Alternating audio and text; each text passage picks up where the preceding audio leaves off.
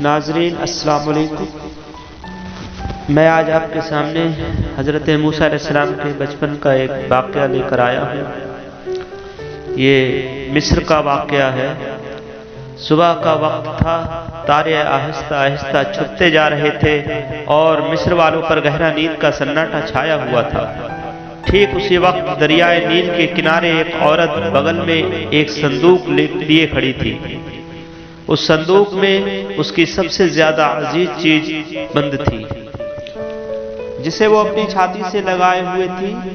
کبھی اس کی نگاہیں دریائے نیل کی نیلی موجوں پر پڑتی اور کبھی آسمان کے ڈوبتے ہوئے تاروں پر۔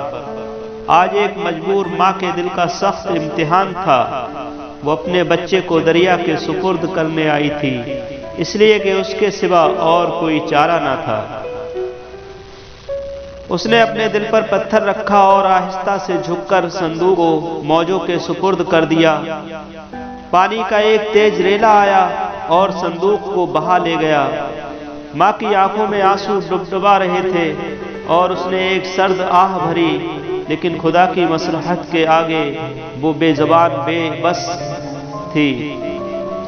قدم آہستہ آہستہ اٹھاتی ہوئی بستی کی طرف واپس چلی گئی۔ صندوق دریا کے بہاؤ کے ساتھ فرعون کے شاہی محل کے نیچے پہنچا، جہاں اس کی ملکہ دریا کی سیر کر رہی تھی۔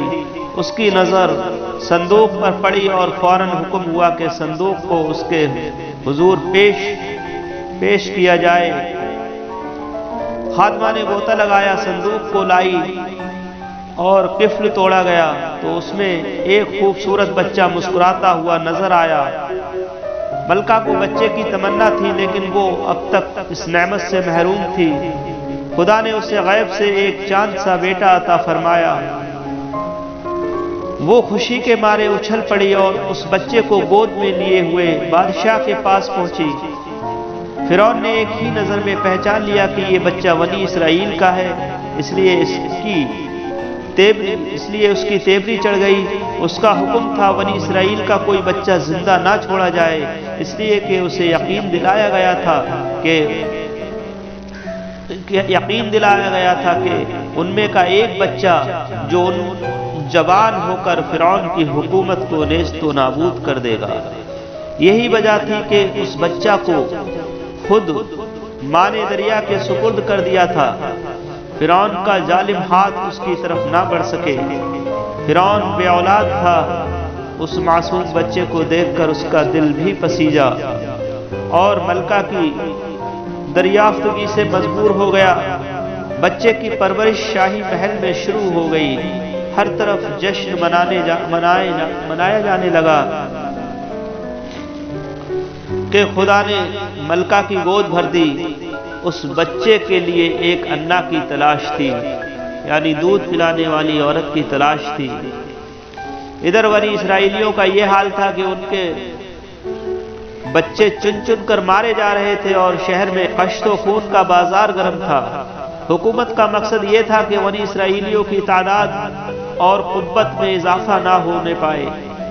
عمران کی بیوی، جس نے آفتاب طلوع ہونے سے پہلے اپنے جگر کے ٹکڑے کو دریا کے سپرد کر دیا تھا، اپنا کلیجہ تھامے بیٹھی تھی اور اس کی آنکھوں سے ٹپ ٹپ آنسو گر رہے تھے کہ اچانک اس کے گھر کا دروازہ کھلا اور ملکہ کی نوکرانیاں اس بچے کو گود میں لیے اندر داخل ہوئی۔ ماں کا کلیجہ دھک سے ہو گیا اور اس نے سہمی ہوئی نظریں اٹھائیں اور ان پر نظریں ڈالی۔ بچے کی مامتا نے اسے مجبور کیا کہ وہ دوڑ کر اسے گود میں لے لے، لیکن اس کی جان کے خوف سے ضبط کیا۔ قدرت کا منشا کچھ اور تھا۔ ملکہ کی خادمہ بولی، ہم اس بچے کے لیے ایک انا کی تلاش میں ہیں، یعنی ایک دودھ پلانے والی عورت کی تلاش میں ہیں۔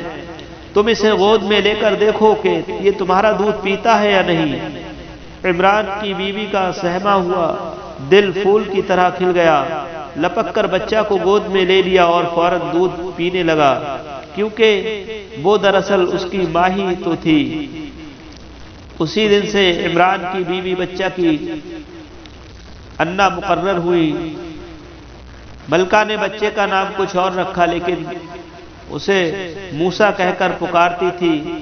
اس طرح خدا نے موسیٰ کو ظلم و ستم سے محفوظ رکھا اور ان کی پرورش ایک دشمن کے ہاتھوں ہونے لگی۔ جب کبھی موسیٰ کی ماں اپنے دل میں اس عجیب و غریب واقعہ پر غور کرتی تو قدرت کے کرشمہ پر تعجب کرتی اور دل ہی دل میں خدا کا شکر بھیجا کرتی تھی۔